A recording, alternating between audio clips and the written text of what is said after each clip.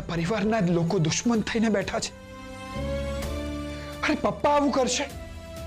મને એમ હતું કે આજે નહીં તો કાલે તારા પપ્પાના મનમાં આપણા માટે લાગણી ઊભી થશે. પણ ખોટી પડી. મેં જે ભોગવ્યું એ તારી સાથે થયું અને થઈ રહ્યું છે.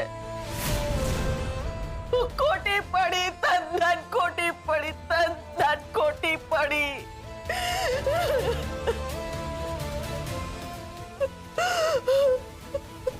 અમે તમારી ધરપકડ કરવા માટે આવ્યા છીએ.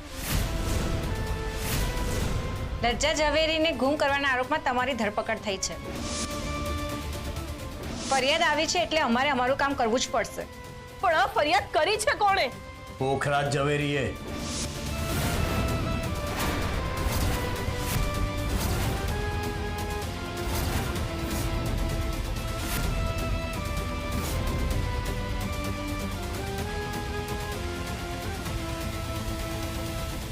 મમ્મી, આ જે કંઈ આજે થયું છે ને એ બધું જ ભૂલી જા અને તું છે ને અત્યારે આરામ કર.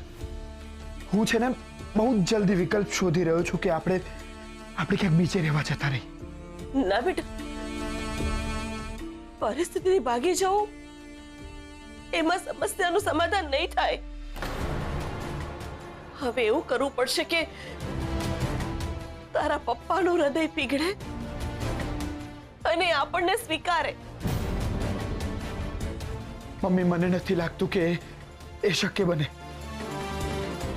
કારણ કે પપ્પાનો પ્રેમ મેળવવાનો તો હું બહુ જ પહેલા ભૂલી ગયો છું. મને તો હવે ખબર પણ નથી કે પપ્પાનો પ્રેમ મારા નસીબમાં છે કે નહીં.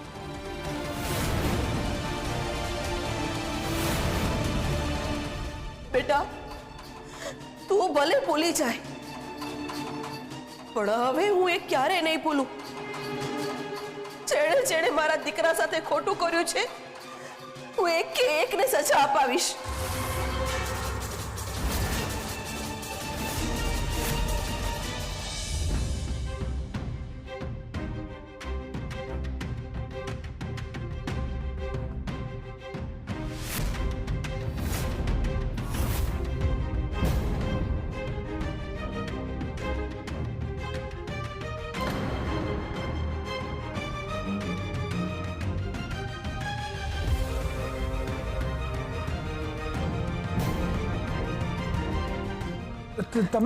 તમે ડરો નહીં, હું છું.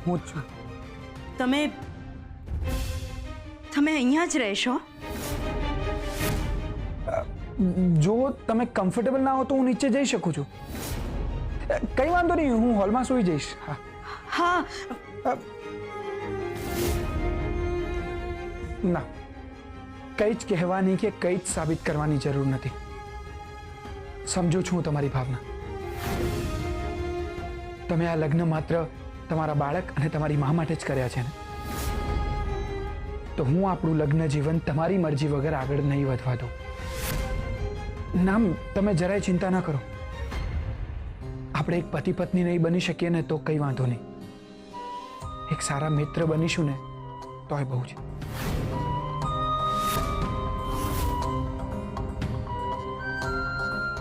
શુભરાત્રી. સૂઈ જાઓ.